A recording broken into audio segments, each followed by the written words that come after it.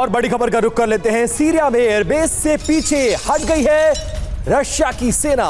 अयन अल अरब से सरेन एयरबेस से पीछे हटा है रशिया। तख्ता पलट के बाद रूस ने यह फैसला लिया है और सेना के वापस जाने की तस्वीरें आपके सामने।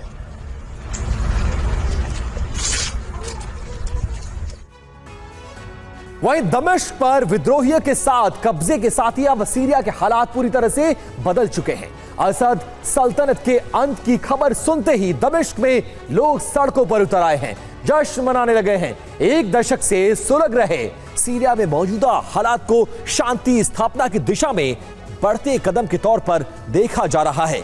लेकिन क्या सीरिया में वाकई शांति स्थापित होगी या फिर सीरिया एक ऐसी जंग का केंद्र बनने जा रहा है जिसका कोई अंत नहीं है? इन प्रश्नों का उत्तर हमारी इस स्पेशल रिपोर्ट में आपको जरूर मिलेगा।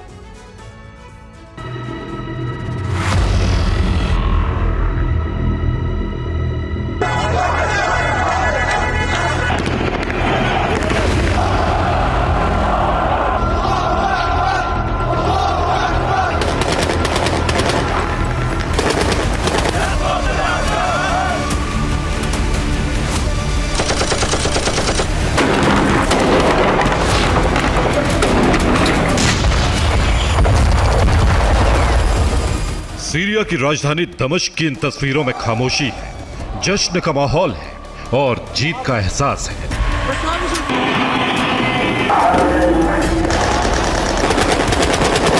असद सल्तनत के अंत का ऐलान करने वाली हर तस्वीर एक दशक से भी ज्यादा समय से सुलग रहे सीरियाई मूल के लोगों में एक उम्मीद जगा रही।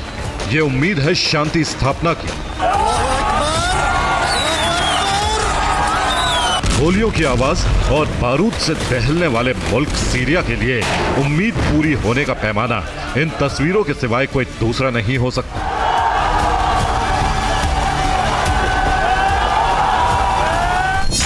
लेकिन क्या सीरिया में आने वाली शांति स्थायी है? क्या 13 साल बाद सीरिया का संघर्ष थम गया है? और क्या यह संघर्ष सिर्फ असद के ही खिलाफ था? ये सीरिया के ताजा हालात पर बुनियादी सवाल है और ये सवाल सिर्फ इसलिए नहीं उठ रहे हैं क्योंकि दमिश्क पर फ्री सीरियन आर्मी का झंडा फहर रहा है या बशर अल असद लापता है, बल्कि इन सवालों के उठने की वजह है मौजूदा समय से लेकर भविष्य के हालात जिसमें सिर्फ संघर्ष है।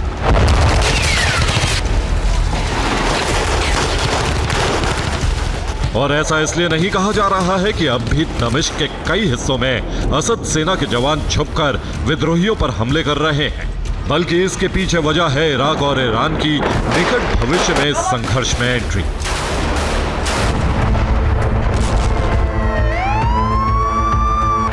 यानी असद सल्तनत के पतन और विद्रोहियों के दमिश्क पर कब्जे से पहले जिस ईरान ने सीरिया का साथ छोड़ दिया, जिस इराक के एक गुट ने इस संघर्ष में अपनी जमीन की तरह जंग लड़ी, वो फिर लौट कर आने वाले हैं।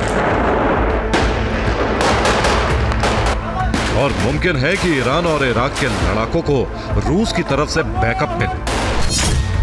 यानी सीरिया में संघर्ष बाकी है, एफएसए की जीत आधी है। दमिश्क के हालात विद्रोही बल और उनके समर्थकों के लिए जश्न मनाने का सबब हुआ, लेकिन इस जश्न में खलल डालने की तैयारी भी हो चुकी है। इसमें रूस की भूमिका फिर भी पर्दे के पीछे है, लेकिन ईरान और इराक की भूमिका सक्रिय होने वाली है, जिसका प्रमाण है दमिश्क में मौजूद शिया लड़ाकों का विद्रोहियों के खिलाफ ऐलान जंग।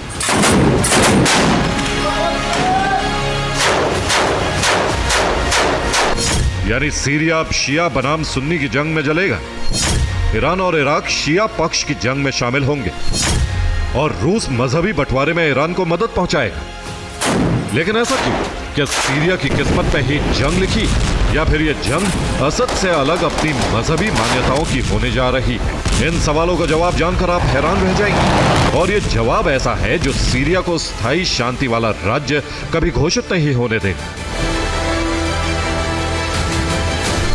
और जवाब यह है कि दमिश्क ही वो केंद्र है जो शिया समुदाय के लिए अहम है। ये शहर दुनिया भर के शिया मुसलमानों का एक तीर्थ है। यहाँ पैगंबर मोहम्मद साहब की बेटी फातिमा की कब्र है। हजरत अली की बेटी यानी पैगंबर मोहम्मद साहब की नवासी सैयदा जैनब की भी कब्र है और इन मकबरों को बचाने के लिए अब भी सशस्त्र सुरक्षा बल तैनात है। यही वजह है कि दुनिया के शिया मुसलमान दमिश्क की सैयद जैनब मस्जिद पहुंचते हैं और असद सेना इन मकबरों समेत शिया मुसलमानों की सुरक्षा की जिम्मेदारी संभालती है। लेकिन सीरियाई विद्रोही अब दमिश्क पर हावी है। वो कट्टरपंथी सुन्नी है जो सलाफी विचारधारा में यकीन रखते हैं और इस विचारधारा में मजार मकबरों की कोई जगह नहीं।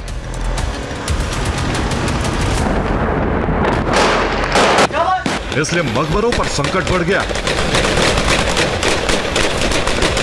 हालांकि इस समय भी जब सीरिया के विद्रोही सत्ता में आने की तैयारी कर रहे हैं, तब भी दमिश्क की सैयद जैनब मस्जिद क्षेत्र में संघर्ष जारी है। सुरक्षा में लगे शिया लड़ाके सब कुछ हारकर भी पीछे हटने को तैयार नहीं। उन्होंने आखिरी सांस तक लड़ने का फैसला कर लिया है और दुनिया के शियाओं से मकबरों की सुरक्षा करने की अपील की।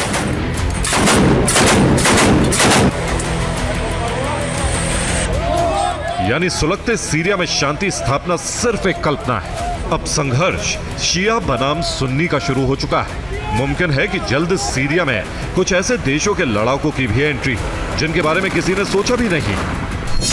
इनमें ईरान इराक की भूमिका देश के रूप में होगी, लेकिन Turkey, Bahrain, Azerbaijan, Afghanistan, Kuwait, Lebanon, Pakistan और कतर के कुछ हथियारबंद संगठन सीरिया में नई जंग का ऐलान कर सकते हैं, जिन्हें अमेरिका के बढ़ते दबदबे को देखते हुए रूस से मदद मिल सकती है। और यह इसलिए भी कहा जा सकता है क्योंकि ईरान और इराक मजहबी काट के साथ यहाँ सक्रिय भूमिका निभाएंगे, जिन्हें रूस भड़काएगा भी और जंग लड़ने के लिए प्रेरित भी करेगा, जो सीरिया में पहले भी हुआ है।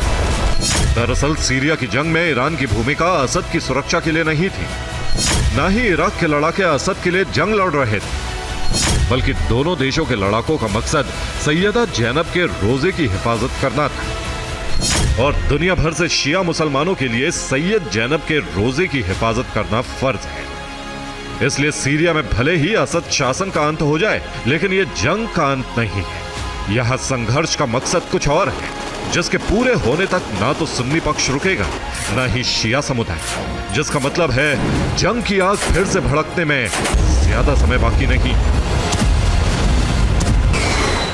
Bureau report, TV9 Bharatvarsh.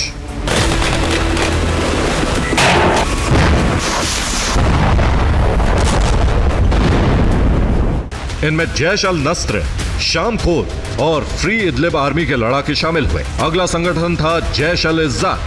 2019 में यह फ्री सीरियन आर्मी से अलग हुआ। यह हमा और लातकिया में सक्रिय था। इस संगठन के पास 2000 से 5000 लड़ाके थे। अगला संगठन है नूर अल दीन अल जंकी मूवमेंट। 2014 में इसकी नींव अलेप्पो में रखी गई। 2018 में इसकी जंग HTS के साथ हुई। 2019 में HTS से समझौता हुआ और विद्रोह में शामिल हो गया। अगला संगठन है FSA यानी फ्री सीरियन आर्मी। इसी संगठन ने देरा से दमिश्क पर हमला करके तख्ता पलट किया है।